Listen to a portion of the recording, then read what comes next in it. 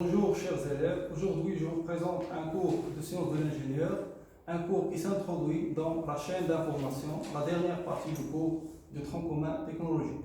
Je suis le professeur Jafar Younes. On commence par la première question. Placez chaque élément de la liste ci-dessous dans la colonne correspondante. On a les trois fonctions de la chaîne d'information, la fonction acquérir, la fonction traiter et la fonction communiquer l'information. On a les éléments suivants: automate programmable, écran d'ordinateur, microprocesseur, capteur pneumatique, détecteur de proximité, imprimante, détecteur photoélectrique et afficheur 7 segments et circuit logique. Alors on doit pas placer chaque élément dans sa fonction.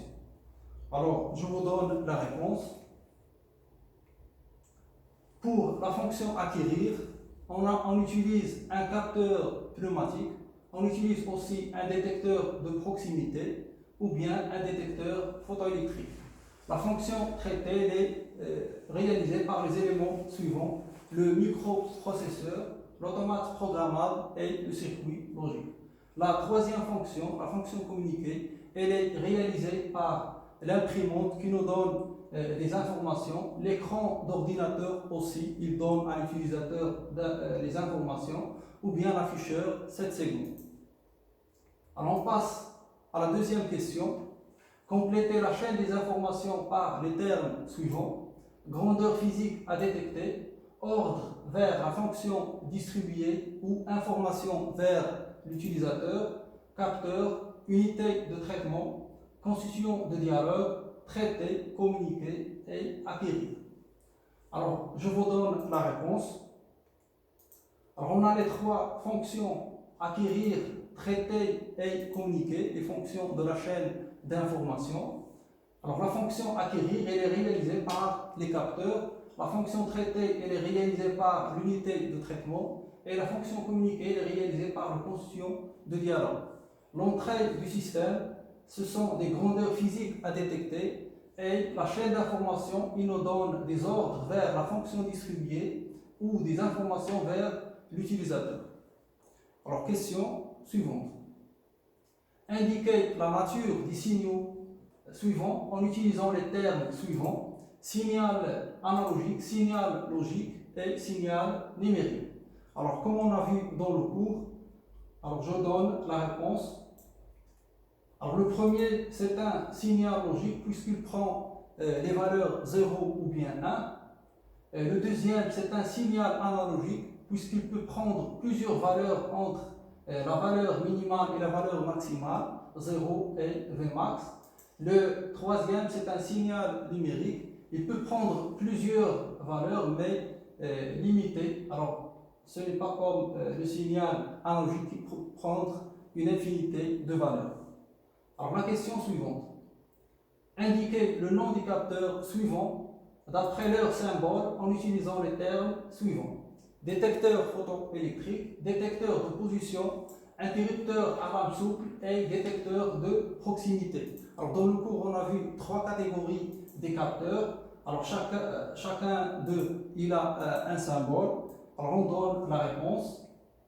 Le premier, c'est un détecteur de position, et je rappelle que ce détecteur est utilisé pour détecter les objets solides par contact physique. Le deuxième, c'est un détecteur de proximité, et ce capteur-là est utilisé pour détecter l'objet, mais à faible distance.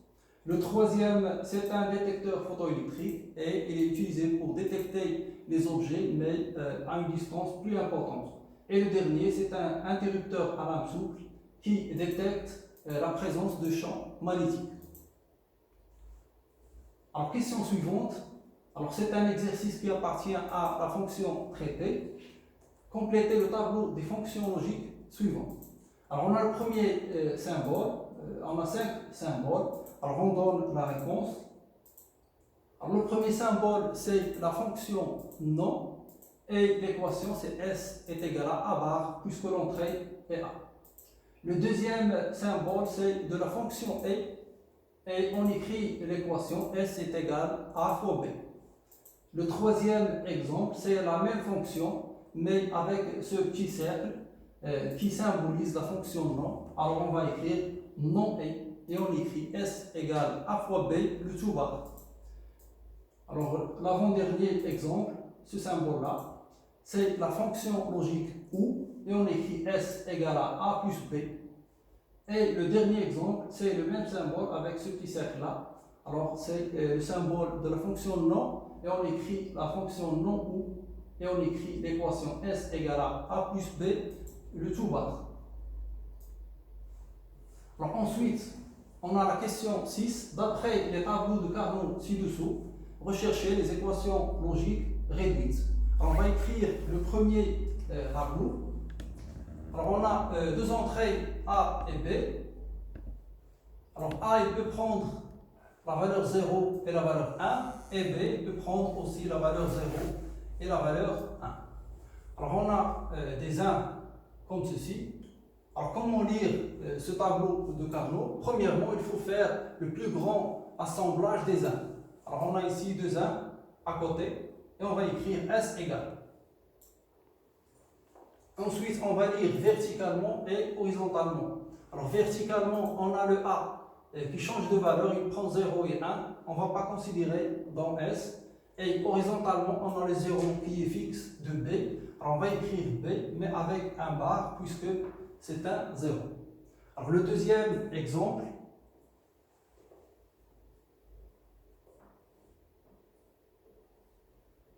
alors A et B, de la même façon, 0 et 1, 0 et 1. Alors on a les 1 de ce côté. On fait le plus grand nombre des 1. On va prendre ce groupe-là et écrire S égale. Verticalement, on a un 1 de A, ça veut dire S est égal à A. Et horizontalement, on a le B qui change, donc il ne sera pas considéré dans le S. Exemple suivant. Alors, on va effacer cette partie. Alors on a 3 1 et 1 0.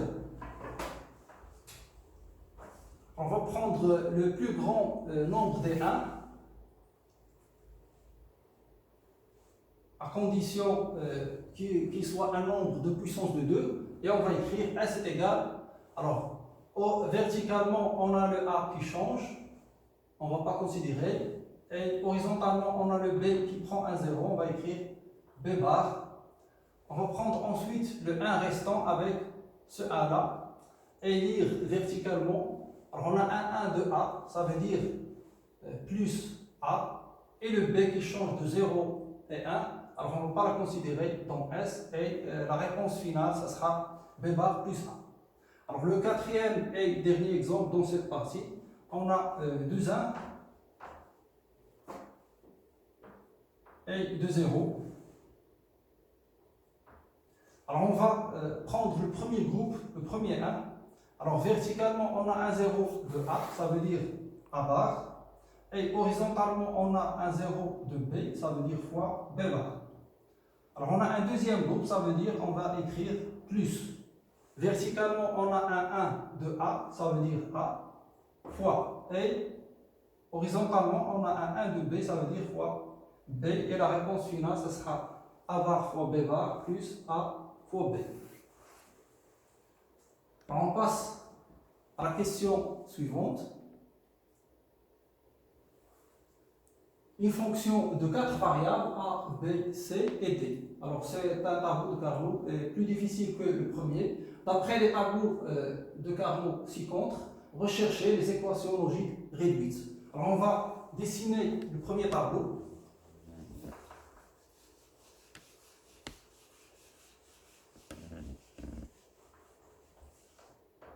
Alors on a 4 variables, ça veut dire on a 16 combinaisons. Alors on va mettre 4 lignes fois 4 colonnes.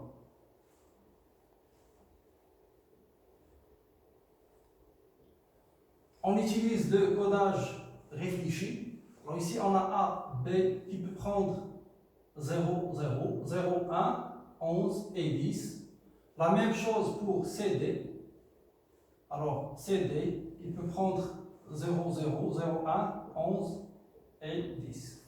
Et on va remplir le tableau. Alors on a 2 1 ici, 2 1 ici, et 2 1 dans ce côté, les autres sont des 0.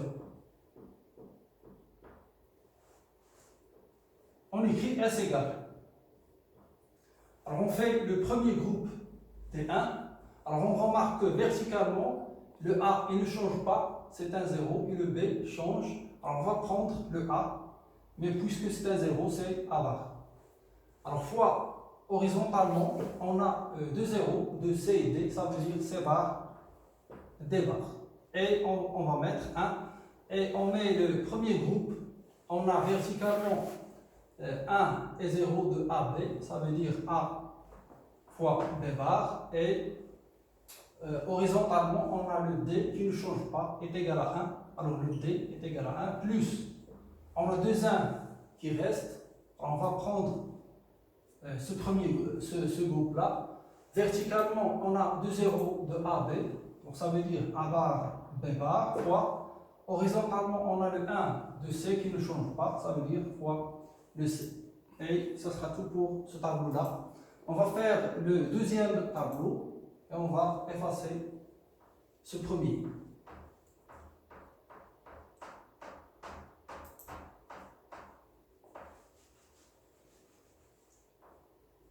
On a 4 1 groupés ici et 4 autres ici et les autres sont des 0. Alors le plus grand nombre ici c'est 4 1. On lit verticalement, on a le B qui prend 0 et 1, il change, et le A qui prend 1, 0, on va écrire A bar, fois.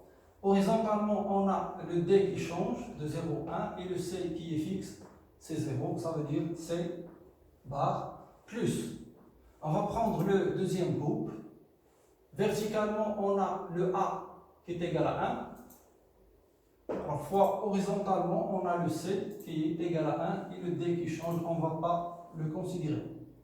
Alors la réponse finale, ce sera A bar C bar plus A fois C.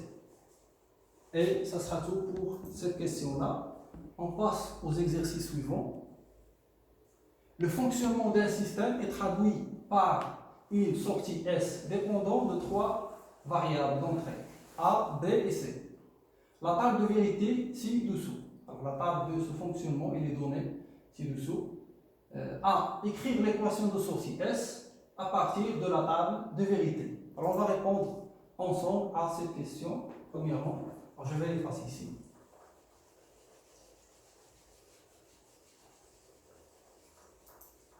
On va écrire S égale. On va prendre le premier 1. Le premier 1, c'est lorsque A est égal à 0. Ça veut dire A bar. Le B qui est égal à 1, ça veut dire B. Et le C qui est égal à 0, ça veut dire C bar. Et on va mettre plus et on va lire le deuxième 1. Le deuxième 1, c'est A est égal à 1, ça veut dire plus 1, plus A.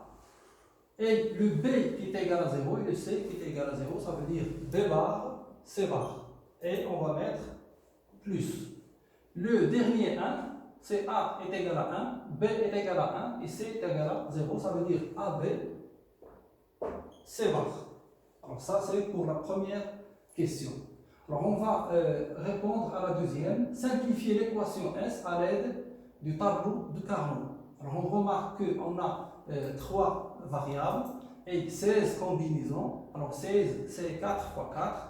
On va dessiner le tableau de Carnot. Alors 4 fois 4. 4 lignes fois 4 colonnes.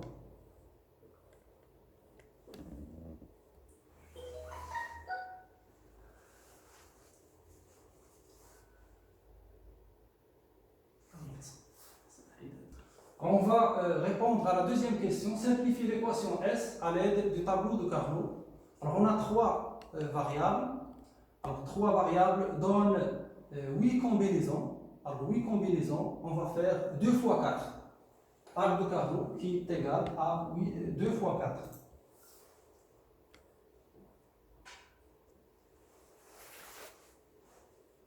Alors, horizontalement, on va mettre AB et verticalement, on va mettre le C. AB, il prend 0, 0, 0, 1, 11 et 10. Et le C prend 0 ou bien 1. On va lire le premier 1. Alors, c'est 0, 1 dans AB et 0 dans C. Alors, 0 dans C et 0, 1 dans AB. Alors, le 1, il est ici. Le deuxième 1. Alors, 10 dans AB et 0 dans C. Alors, 10 dans AB et 0 dans C. Alors, le 1 se trouve ici. Le dernier 1, 11 dans AB et 0 dans C. Alors, 11 dans AB et 0 dans C. Alors, le 1, il est ici. Alors, les autres sont des 0. S est égal. Alors, on va essayer de regrouper le plus grand nombre des 1. On va prendre le premier groupe, ceci. Verticalement, on a le B qui change et le A qui est fixe, c'est égal à 1. Donc, ça veut dire S est égal à A. Horizontalement, on a le 0 de C. Ça veut dire C bar. Plus, on a un 1 qui reste, on va l'assembler avec le 1 de côté. Verticalement, on a le A qui change et le B qui est égal à 1. Ça veut dire B fois.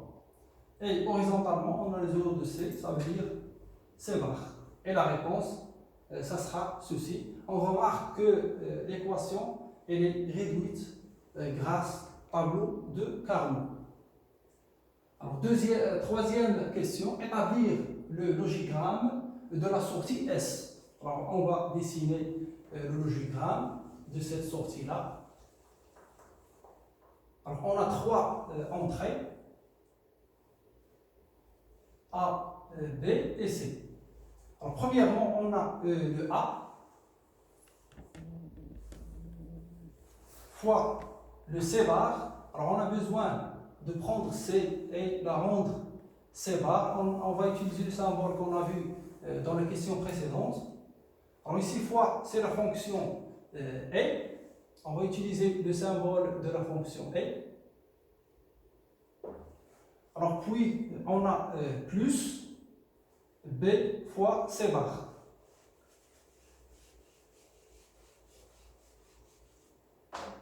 On va prendre le B et puis le C bar et faire la fonction E ou la fonction E, oui,